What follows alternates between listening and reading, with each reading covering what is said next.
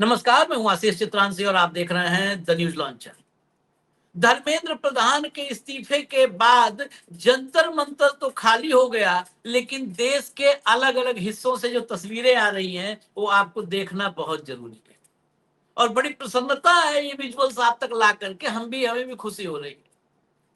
ये जेनजी घर जाकर के बैठे नहीं है, और ये कार्यक्रम हम इसीलिए लाए हैं कि अगर जरा सा भी कंफर्ट जोन में जाकर के फिर कुछ खुराफात दिमाग में आप लोगों के चल रहा हो साहेब लोग, 56 इंची 112 इंची वालों, तो चौकन्ने रहिए, सतर्क रहिए, सावधान रहिए। ये जेनजी 2-4 घंटे की नींद लेकर के फिर जाग गया है। फिर सड़कों पर माँ तुझे सलाम के नारे लग रहे हैं, गाने बज रहे हैं, वंदे मातरम और जनगण मन पर खड़े हैं सावधान ये जेनजी। और ये संख्या 10, 20, 50, 100, 150, 200 नहीं है। ये संख्या अगर वाकई गिन दिया जाए तो लाख में पहुंच जाएगी, लाख में संख्या पहुंचेगी। आप देख करके मुंबई की सड़कों को हैरान रह जाएंगे।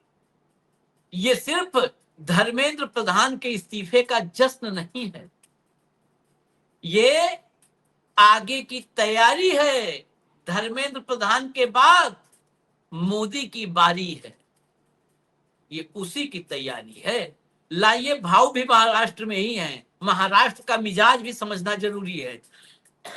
स्वागत है भाऊ। ये आंदोलन जब से शुरू हुआ और अपने प्रखरतम रूप में था, उस पूरे फेज में आप भी दिल्ली में थे, हम तो यहीं पे डेरा डाले बैठे रहते हैं। लेकिन जैसे ही कामयाबी मिली, ये कई बार होता है कि शेड्यूल ऐसा ऑटोमेटिक होता है, आप महाराष्ट्र पहुंच गए। महाराष्ट्र को हम यहां से दिल्ली से देख रहे थे, क्योंकि इस जंतर मंतर की कामयाबी में महाराष्ट्र की भूमिका बहुत बड़ी है। महाराष्ट्र में तो कोई जगह नहीं, सांगली, नासिक, पुणे, नागपुर, मुंबई, ठाणे, मतलब कुछ नहीं, छोटा छोटा। मुझे लगता है कि मैं तो शहरों का नाम ले रहा हूं, इनके अलग अलग एक एक शहर के अलग अलग पॉकेट्स में जंतर मंतर बने हुए थे। एक ही शहर में कई जंतर मंतर बन गए थे। अब मुंबई का मिजाज जरा देखिए विजुअल, और फिर हम आपसे समझेंगे। विजुअल लाइए, दिखा दीजिए, नहीं तो लोग कहेंगे कि फर्जिम कह रहा है, अब कौन इतना सड़क पर उतरेगा।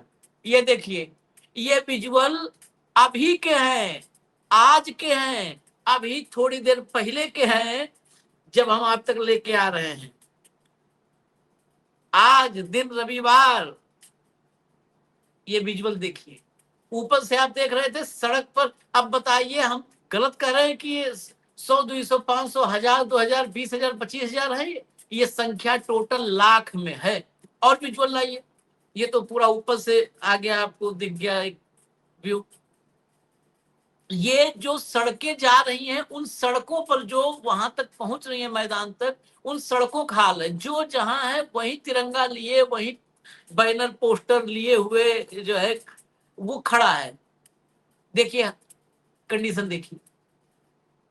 और ये सामान्य मौसम में नहीं, बारिश हो रही है मुंबई में, और अच्छी खासी बारिश। मुंबई में बारिश होती है तो आपने सब मुंबई की बारिश के बारे में सुना होगा, टीवी में देखा होगा। मुंबई का तो उसको फेस भी करते हैं।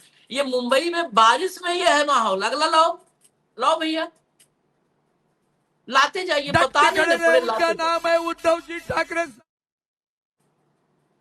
ये उद्धव ठाकरे, राज ठाकरे। ये देखिए सामने का विजुअल, आगे म्यूजिक चल गया है इसलिए हमने ऑडियो बंद किया है, म्यूजिक की वजह से। जरा देखिए आप मैदान, जब उधर कैमरा जा रहा है, सिर्फ तिरंगे और जन सैलाब।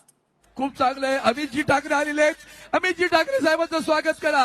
आदित्यजी ठाकरे, अमितजी ठाकरे, बड़ी दाढ़ी में सगळ्यात नौजवान महत्वाचं आमच्या रश्मी वहिनी इथे आलेल्या आहेत, आमच्या शर्मिला वहिनी इथे आलेल्या आहेत, त्यांच्यासाठी सुद्धा जोरदार टाळ्या।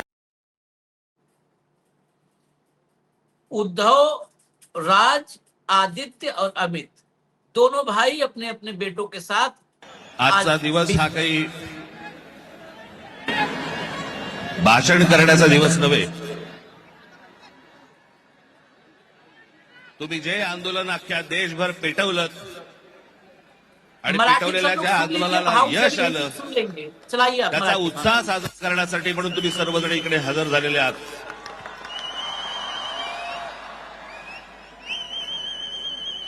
मी कालच म्हटलं होतं की या देशातले जेन्झी हे सरकारच्या झेंझ्या कशा उपटतात हे आपल्याला या आंदोलनातनं कळलं.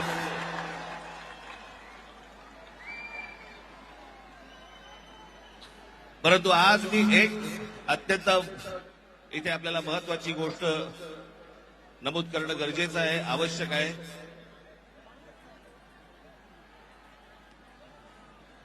की हा नीटच्या परीक्षा पेपर फुटीचं सगळं झालेलं आंदोलन आणि त्याच्यानंतर आपल्या देशभरातल्या अनेक परीक्षेला बसलेल्या विद्यार्थ्यांनी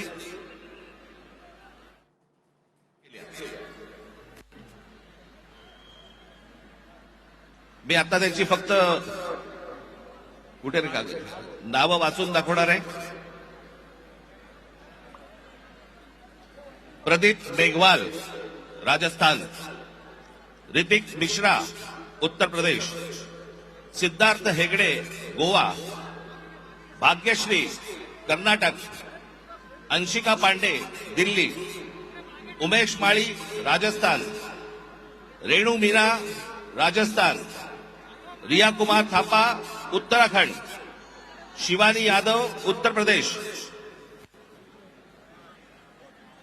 अनुकीर्तना तामिळनाडू, कहान पटेल गुजरात, आकांक्षा चतुर्वेदी मध्य प्रदेश, रीमा बेगम आसाम, मैथिली अशोक सोनवणे महाराष्ट्र, अवंतिका मौर्य मध्य प्रदेश, जतिन कुमार उत्तर प्रदेश, गोपिका तामिळनाडू, शेख सना तेलंगणा, बेंटी यनंथाम तामिळनाडू, सिमरन हरियाणा, रोशनी तामिळनाडू या 21 विद्यार्थ्यांनी या परीक्षा पेपर फुटीनंतर केल्या. माझी आपल्याला सर्वांना नम्र विनंती आहे की आंदोलनाला यश आलंय, आपल्याला आपला उत्साह आपण सगळेजण इथे साजरा करूच, पण या केलेल्या या विद्यार्थ्यांसाठी आपण 1 मिनिट आपण मौन धारण करू आणि शांत उभे राहू.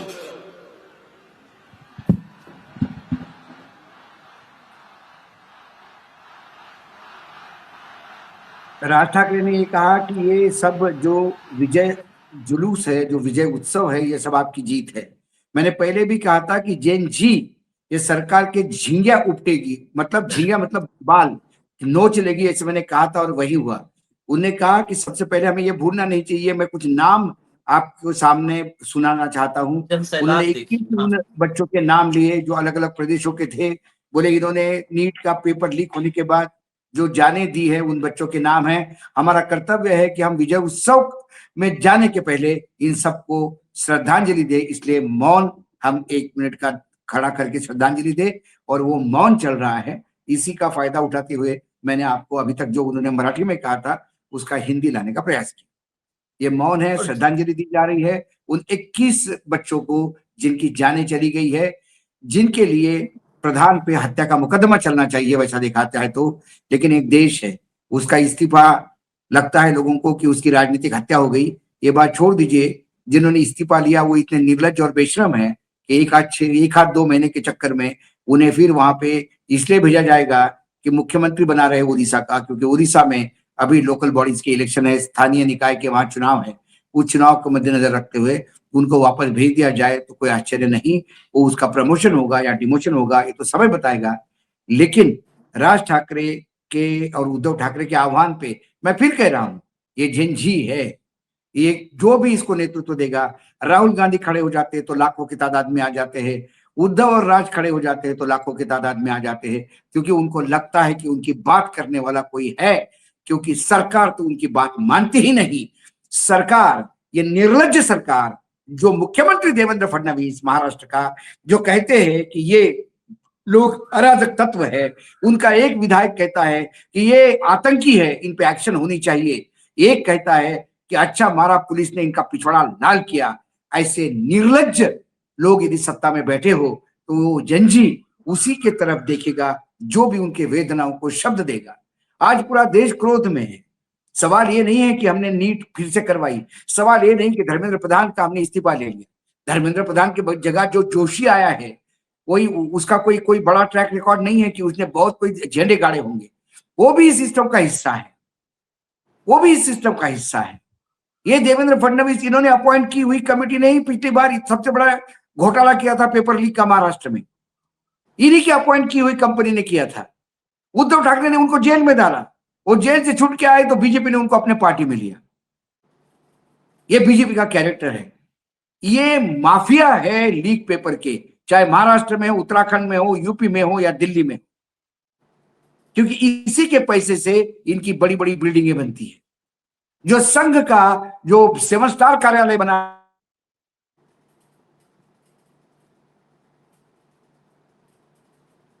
के नींव पर उन बच्चों के लाशों पर ये बिल्डिंगें खड़ी है, ये मान लेना चाहिए आपको।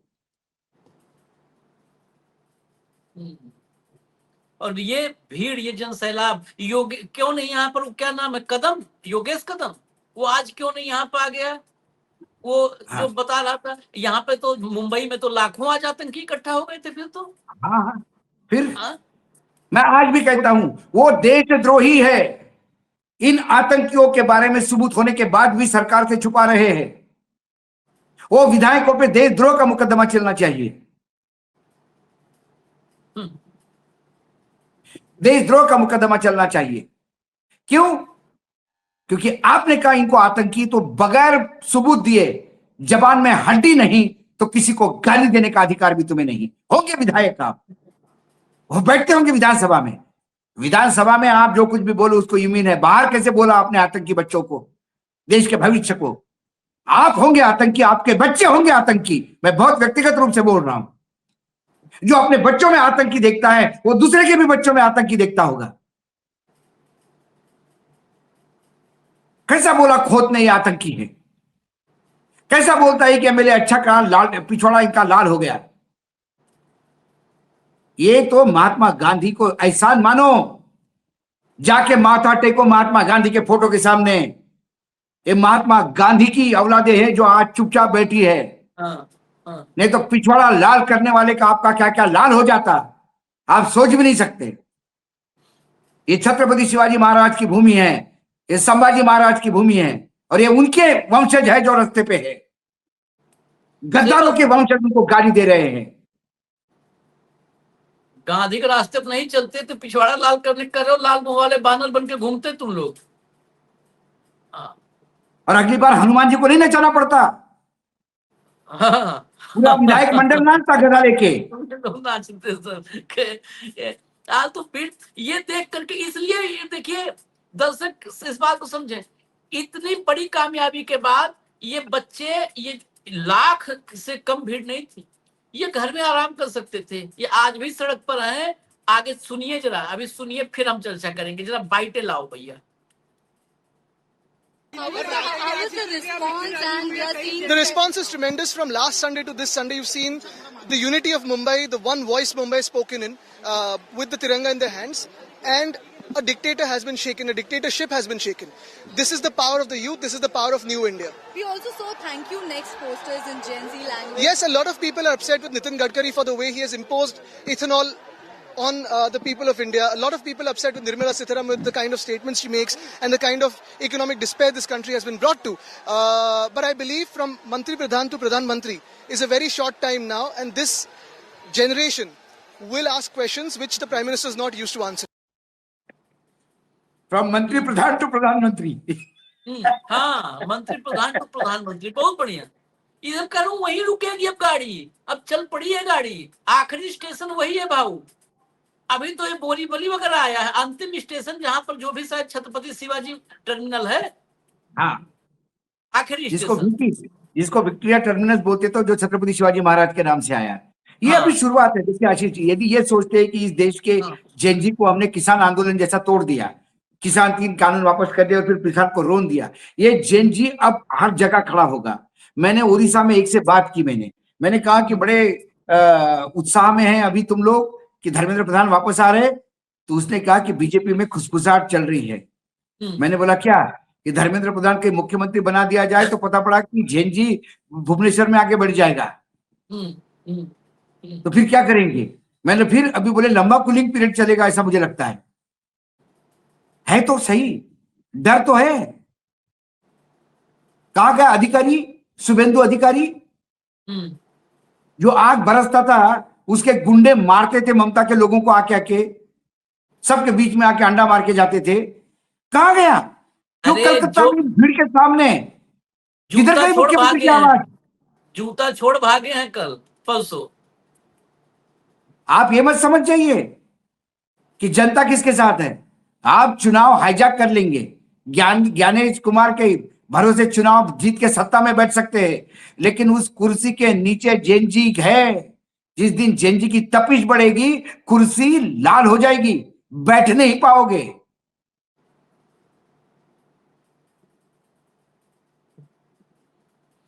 जरा बाइटें और बाइटें हैं, लाइए जरा दिखाइए। ये विजुअल्स बताते हैं कि अभी ये अंत नहीं है, it's beginning. It's a beginning of the Genji and it's a beginning of the end of the तानाशाह। हाँ, ये बिगिनिंग ऑफ द एंड है, ये बिगिनिंग ऑफ द एंड है। ये जेनजी की शुरुआत है और ये तानाशाहों के अंत की शुरुआत है। देवेंद्र फडणवीस सुन ले, ये 2 टके के मत बोलना। ये 2 टके के जो लाख झूठे मरे तो ये पैदा हो गए, मत कहना, क्योंकि झूठ के मामले में ये 2 टके के करोड़ों मर गए तो देवेंद्र फडणवीस पैदा हो गए। इतना झूठ बोलता है ये आदमी।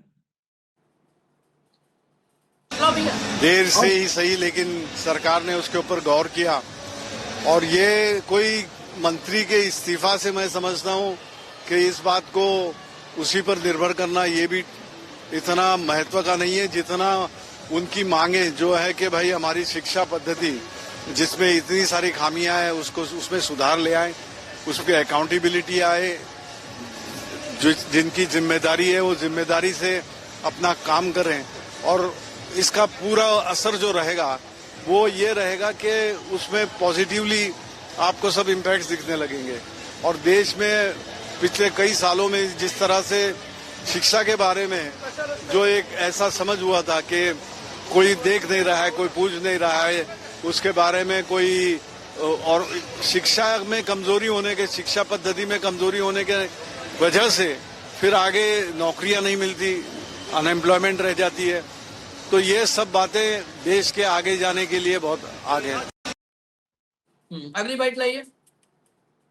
ये सबका इशारा ऊपर ही जा रहा है। It's not that today they are. First, you must understand that the day Abhijit Dipke announced his agitation, and when the Chief Justice of India called them cockroaches, the first reaction in the country was given by Uddhavji Thackeray. Don't forget that. He was the man who gave the statement that don't call youth cockroaches. And today the strength of the cockroaches, the CJI also must have realized it, and the government of India also realized it. See, the way they handled the case, it was a genuine issue. More than 22 youth.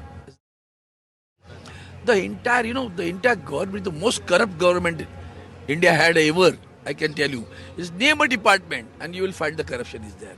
Name a department, any department you talk. And then the reactions not only given by words, by action too. Honorable Uddhavji Thackeray used to have a dialogue with him every now and then, and he used to take care. He appealed even the Wangchuk to withdraw his hunger. अगला लाइए। दीपके का statement था। दीपके का मराठी माध्यम को एक statement था, मराठी में बोला था उसने कहा कि मैंने ये जब मेरी कॉकरोच पार्टी का काम शुरू हुआ उस दिन से रोज यदि मेरी किसी नेता से बात होगी तो उद्धव ठाकरे की है।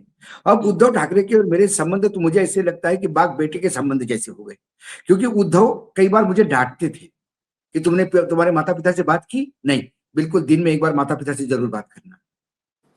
तुमने खाना खाया, तुम्हारी नींद पूरी हो गई, वांगचुक जी के हाल क्या है, उनका पूरा ख्याल तुम्हें रखना होगा।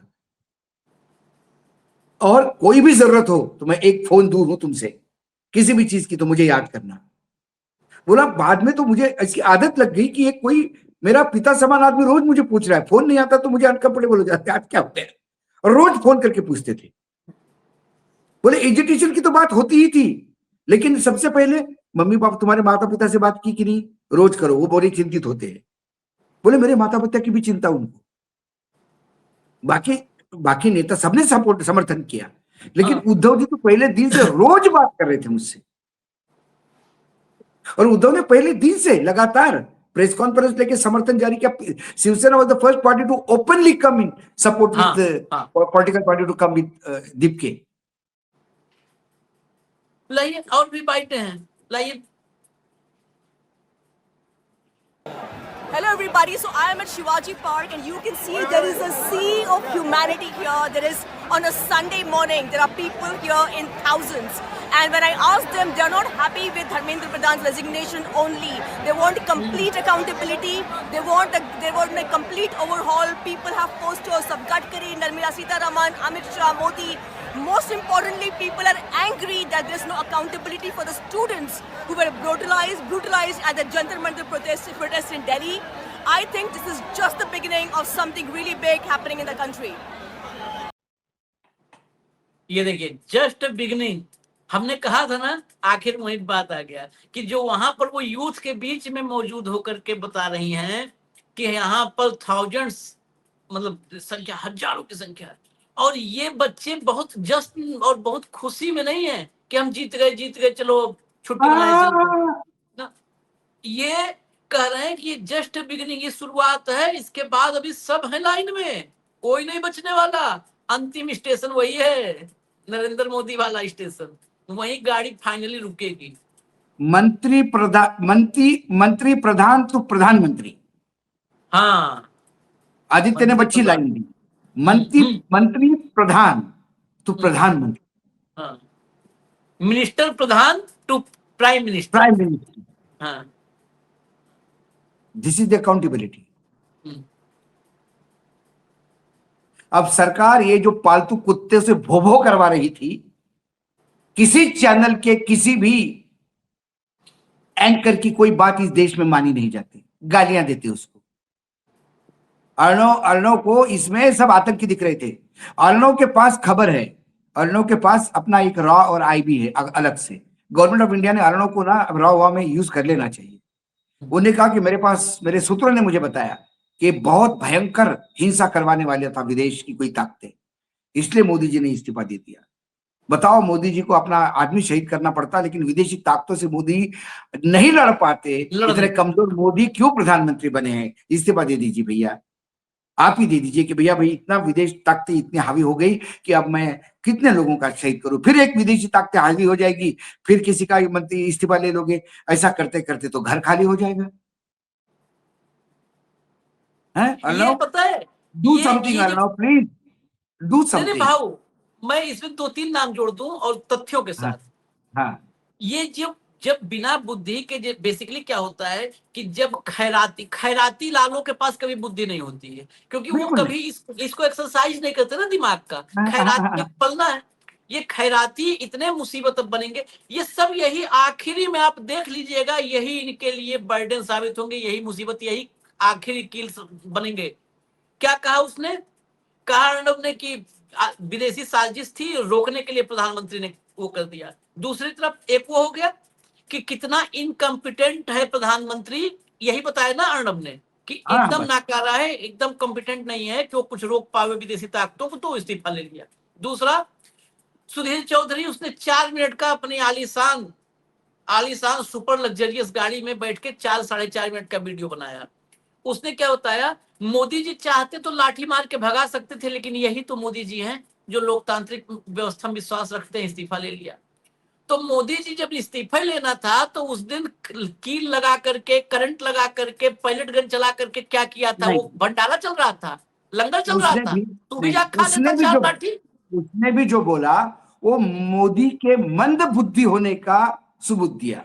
हाँ, कि मोदी जी को डेमोक्रेसी बचाने का समझ आने के लिए 23 दिन लगे। सुधीर चौधरी के मुताबिक मोदी जी वो हैं जिनकी एक राजा हाँ। के समय हम लोग कहानियां सुनते थे, 100 प्याज भी खाएगा और 100 सब, मतलब सब करके आखिर में हाँ। सरेंडर हो जाएगा, ये हाँ। बताया। तीसरा नाम बताता हूं, तीसरा नाम पत्रकार शिरोमणि रजत शर्मा। एक हाँ। पोस्ट किया कल, रजत शर्मा ने पोस्ट किया, क्या उस पर कार्यक्रम भी किया था। क्या लिखा पता है भाऊ? जो सचिव था जोशी, जिसको हटाया गया, वो सचिव एनटीए का चेयरमैन था, सीबीएसई का था, मतलब पूरा का पूरा जो सरकार है वो उसके इशारे पे पूरा मंत्रालय चलता था। वो किसी को वहां पत्थर हिलाने नहीं देता था, मतलब किसी को सांस नहीं लेने देता था। वो इस तरीके से कब्जा कर रखा था पूरा का पूरा मोदी सरकार के अंतर्गत जो एजुकेशन है, एचआरडी कंप्लीट उसकी मुट्ठी में कैद था। ये नरेंद्र मोदी के इनकम्पिटेंट होने पर, नाकारा होने पर सबसे बड़ी मुहर थी कि एक अफसर जो नरेंद्र मोदी कहता है कि उसके इशारे के बगैर पत्ता नहीं हिल सकता, वो नरेंद्र मोदी एक अफसर नचाता रहा सालों और नरेंद्र मतलब मोदी कुछ नहीं कर जोशी पाए। के सामने नतमस्तक मोदी, ज्योति के सामने, जोशी के सामने नतमस्तक अमित शाह, और धर्मेंद्र प्रधान तो चपरासी मानो उसका। हाँ हाँ, ये रजत ये शर्मा ने ये जो है, ये रजत भाई ने नई नई नई नया एंगल दिया इसको, हाँ, नया एंगल दिया, बहुत बढ़िया। नहीं, रजत शर्मा हाँ, देखो इन्वेस्टिगेटिव जर्नलिस्ट है आशीष जी। मैं उनको तब से जानता हूं कि जो ऑन लीकर हुआ करते थे, sorry sorry sorry sorry sorry, ये क्या है, मैं पानी पी लूं आशीष जी। हाँ, बोलते बोलते मुंह सूख जाता है तो ना जबान स्लिप हो जाती है। ऑन लुकर करके मैगजीन था, हाँ, हाँ, गलती से मेरे से ऑन लिकर ऐसा आ गया, हाँ, ठीक है। हाँ, तो लिकर माने दारू हो जाती है ना, हाँ, ऑन लुकर एक शब्द है। तो वहां पे भी ये संबंधित थे। वो जहां से मैंने मेरी पत्रकारिता शुरू की, फ्री प्रेस जर्नल, उन्हीं का ग्रुप का वो मैगजीन था। और ये इन्वेस्टिगेटिव जर्नलिस्ट करके माने जाते हैं, तो इनके इन्वेस्टिगेशन में दम होगा। तो आज आप समझ जाइए, जिसको आप विश्वगुरु बोलते हो, जिसको 56 इंच का सिरा बोलते हो, वो कितना नाकारा और कमजोर आदमी। कंप्लीट। आप एक ने बताओ, बताइए, देखो ये 10 तीन सेकंड लोग में हैं, रोकूंगा। ये तीन ये लोग। ये तीन बंदर है मोदी जी के। एक हाँ, बंदर ने बोल दिया कि मोदी जी विदेशी ताकतों के सामने झुक गए, विदेशी ताकतों को कंट्रोल नहीं कर पाए, इसलिए इस्तीफा लिया। दूसरे ने क्या बोल दिया, दूसरे ने कहा कि मोदी जी थोड़े मंदबुद्धि के हैं, उनको हाँ, ये समझने में 30 मतलब जो 30-32 दिन लग गए ये हाँ, समझने में कि लोकतंत्र के लोग। खुशी के लिए, है ना, लोकतंत्र समझने के लिए, लोकतंत्र को ठीक करने के लिए और लोकतंत्र को बचाए रखने के लिए उन्होंने इस्तीफा लिया। ये मोदी जी मंदबुद्धि होने के इसने सर्टिफिकेट दिया। और तीसरे ने कहा, अरे काहे का मंदबुद्धि भैया, इतना कमजोर है कि ये जोशी सब चला रहा था, इनकी कुछ औकात ही नहीं थी कि जोशी को कुछ बोले। हाँ, मैं रजत शर्मा को दिखा देता हूँ, आप नहीं देखे होंगे, आप पढ़ लीजिए, मैं शब्द पढ़ता हूँ, आप मतलब हैरत में रह जाएंगे।